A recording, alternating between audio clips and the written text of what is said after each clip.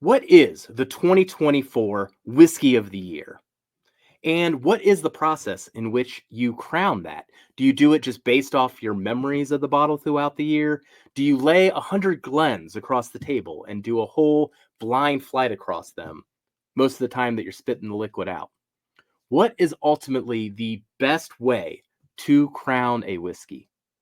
Here at Hello and Again, Whiskey Friends, we have one way of doing that, and we've been doing it now 3 years in a row. And that is through a blind flight tournament. So if you're curious what's going to be in contention for our Whiskey of the Year, stick around. Thank you for joining today, Whiskey Friends. Let's kick off the show.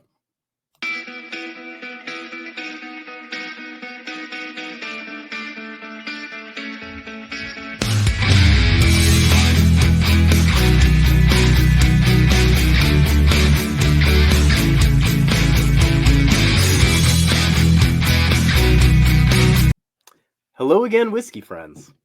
Thanks for joining, everybody. And if you caught our recent live, you would have seen us do an NFL draft style selection process of our favorite whiskeys of the year. Now, what this leads to is a blind flight tournament. On the channel, we do have myself, Kelsey, and Darrell. Each of us has different palates. And yes, we do have similarities across our palates, but there's also some differences.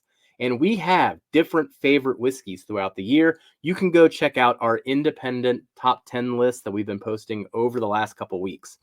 But what that all comes into and accumulates to is this whiskey tournament. So we each drafted a few bottles, which we're going to go through in this video. The rules of that were that there could be no repeats. We had to own the bottle. We had to have purchased the bottle with our own money, so no media samples. We can't include our own picks, even though they're delicious. And single barrels are valid. Now, that's a point of contention sometimes, so I'm curious on your opinion. Do you think single barrels should be included in any end-of-year whiskey list? I think it's completely valid. Half the things I buy are always going to be single barrels. Why wouldn't I include the gems that I found throughout the year that gave me the most joy? Other people's point of view is that those are a needle in the haystack. Not a lot of people could have enjoyed that exact same bottle. But what's the difference between a bottle that there's 200 of versus 1,000 of? And do we know that every batch of Russell's 15 actually tastes the same? Isn't that kind of the same thing as a single barrel? Just saying. Curious on your opinion, though. Now, with this blind flight tournament, it is going to be set up as a March Madness style bracket. We're going to seed each pour, and we're going to do everything we can to make this as random as possible. Every division in the bracket, north, south, east, west, will have at least a 1 and 2 seed, but from then on, it'll be a completely random thing. So we won't know what side of the division we're in at any point in time, I guess, until the final division. We'll know what pours haven't come up yet. We also will pull in a special guest each week. So working on curating who's going to be with us each and every week of the tournament, probably starting around February. But that also brings in an outside perspective and thus removes some of our biases. And each week, only one bottle can move on. So it's going to take us 5 weeks to do this. And then there's going to be a final 4 at the end. And then we will crown a victor from there. That'll be the favorite whiskey of the year for the channel. Seems like a fair process. Boy, it takes a long time, though. This is about a 2.5 month process in order to collect all these samples, blind them, and then do the tournament itself. But it's a whole lot of fun. So going to go through here what bottles made the list, and let us know in the comments as we go through this. Do any of these surprise you? Have you heard of all these? Totally curious to hear your perspective, and then I'll have a few questions for you at the end as well. So we're going to go through these in reverse order in which we drafted them. I'm going to start with 20 and work my way to 1, whereas live, we started with 1 and then build our way up to 20. Now, at the 20 spot here is Old Stubborn Batch 2 Bourbon. This is a 10-year, maybe it's 12-year pot still bourbon. Darrell loves this bottle. I'm a little divisive on this one, so curious what it's going to do to me blind if I pick it out right away. At 19, we have the Bardstown Bourbon Company Rye. Kelsey put this one in here. It's a single barrel of Bardstown's own distillate. So this is the first time something that Bardstown made themselves 100% is on this list. Then at 18, we have the K-Luke Batch 10. So this is blended whiskey that is sourced from Indiana and Kentucky, blended together here. Man, been on a roll of some great batches, but batch 10 was my favorite of the year. Then at 17, I don't actually have the bottle there. So it's Essence Single Barrel Rye from Pour Nerds. I got the bourbon from Pour Nerds, so I'll still flash up the Essence label here, I guess for the bourbon rather than a rye. But Darrell was absolutely in love with that rye coming from Essence and our friends over at the Bourbon Junkies. At 16, we have the 13th Colony 15th Anniversary edition of the bourbon. Not the double oak, the 15th anniversary, which I thought was a stronger whiskey this year as well. That one was drafted by Kelsey. At 15, we have one of my favorites, the Whiskey War Double Double. So this is coming out of Whiskey War in Columbus, Ohio, a blend of Indiana bourbons and ryes that were then double oaked twice. At 14, we have the Old Dominic Cask Strength.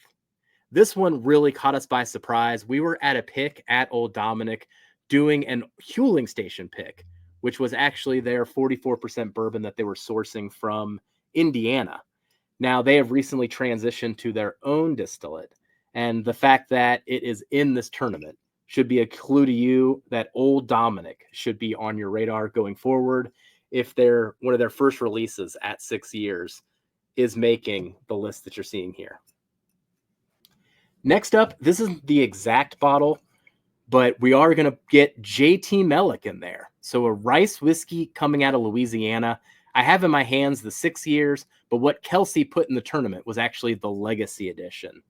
Now, when Kelsey gave us samples of the Legacy Edition, blew us away. I was immediately comparing it to the Double Oak from 13th Colony.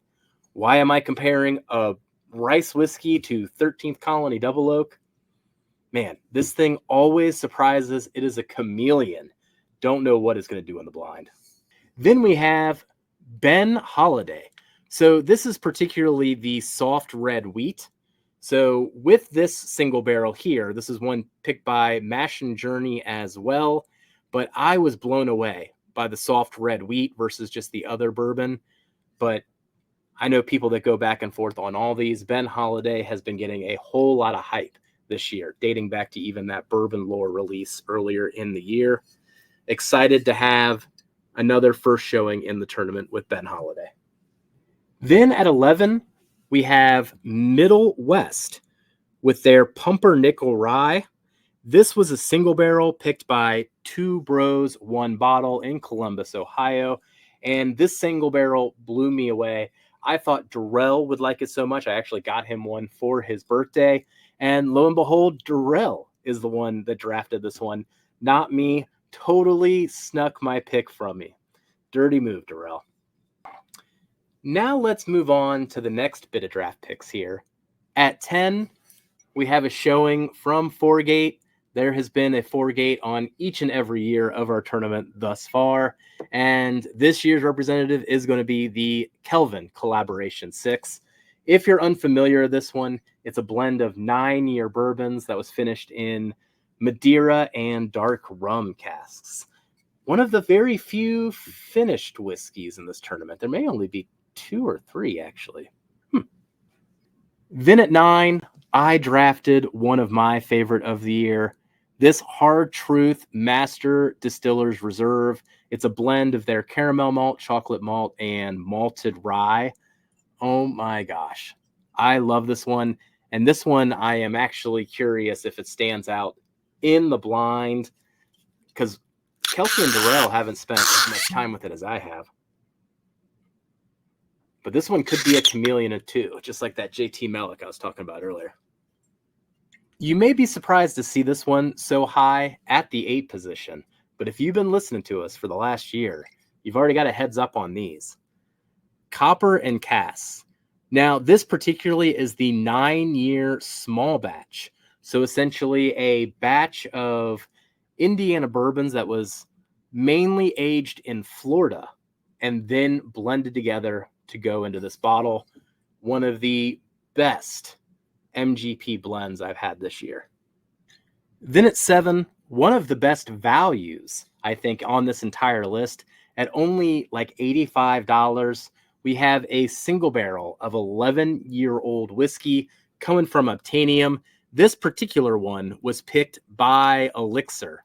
Now, I actually got my hands on 3 different barrels of these drops from Uptanium from this family of barrels. I was curious to see which single barrel was going to be in our tournament, and Kelsey put in the Elixir.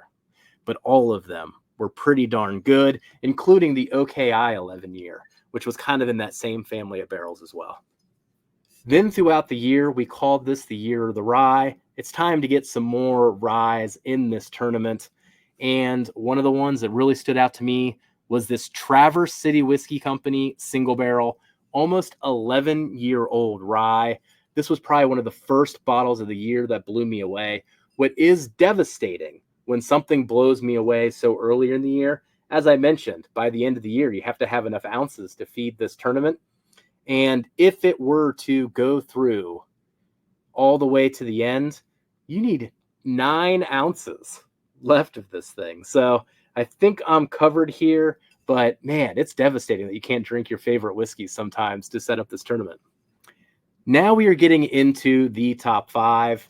At the 5 position, Nashville Barrel Company. Now, this is a single barrel that was particularly picked by Barrels for Hope. They did some great picks this year, also supporting good causes. And Darrell fell in love with this one immediately. I knew this one was going to make the tournament. Then at 4, of course, the turkey head had to take the blend with a whole bunch of turkey in it. We got the Bardstown Bourbon Company Discovery Series number 12. So this is one of the better blends of the Discovery Series that has come out recently. Luckily, they are reviving this series with Series 11 and now Series 12. Curious, though, how this one's going to do blind. I am not as big of a fan of this one. So this is where things get a little divisive, even with some of our top picks. Then speaking of divisive, my favorite whiskey of the year is probably going to be one of the most divisive in this tournament overall, and I don't even know what it's going to do in a blind flight tournament. But getting into the Bardstown Amroot. So this was finished in Indian single malt. I know in my other video I said American single malt. Indian single malt. And Darrell is like really not a fan of this one. I don't think him and I have been so separated on a bottle that I think is just epic. And he is just like, no, I don't even want to drink that. Now we're into the last 2. The New England Barrel Company 11-year rye. I don't have this bottle. Only Darrell has this one. This is another 11-year rye single barrel. Crazy rye. So once again, interested to see which of these ryes may emerge or move on. We called it the Year of the Rye. Got some good chances here between this one and that Traverse City to really stick through and get to that Final 4. And then the last bottle that we have, I don't have this one either, but Kelsey's got it. He's got a backup too. Russell's 15-year. So that was Kelsey's first overall pick of this entire draft. He is the turkey head. Now, how will Russell's 15 do in a blind flight against all of these other heavy hitters? We will find out. I know a lot of people have crowned Russell's 15 as their favorite of the year. Man, we're going to put it through the gauntlet here to see if it can last our tournament. So if you've stuck with me to the end here, I want to know what you think. What do you think is going to win this blind tournament here? I know you can't quite see the seating, but if you were to pick a favorite just off the rankings that I gave you, what would it be? Are you going to go with the Russell's 15? Or are you going to take a dark horse like the Bardstown Amroot? What would you pick? And if you got to draft in our Whiskey Friend draft, what would your first pick be? Maybe it'd be something that was on the list. Maybe it's something outside of the list. But we're curious about that too. So hit us up in the comments, hit that like, and if you've been with us this long and you haven't even subscribed yet, hit that subscribe. We're going to be doing this stuff week in, week out, having a whole lot of fun. So thank you for joining today, Whiskey Friends, and I'll catch you on the next one. Goodbye, everybody.